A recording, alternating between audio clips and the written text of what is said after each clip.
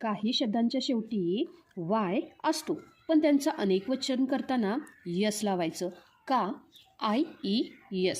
Confusion होतं आहे? Don't वरी, मी आहे ना तुमची मराठी लेक्चरवाली.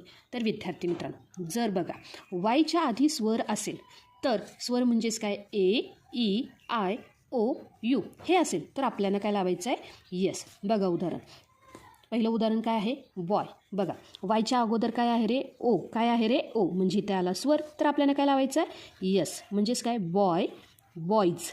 त्यानंतर दुसरं उदाहरण आहे की. वायच्या अगोदर आला ई म्हणजेच काय? स्वर आला तर आपल्याला काय लावायचं आहे? यस. म्हणजे काय? की, किड्स. त्यानंतर तिसरं उदाहरण काय आहे? मंकी. बघा वायच्या अगोदर पुन्हा आला ई म्हणजे जर स्वर असेल तर आपल्याला काय लावायचं आहे रे? यस. म्हणजेच इथं काय होणार आहे बघा? मंकीज. Y yes. लक्षात आलं का विद्यार्थी मित्रांनो?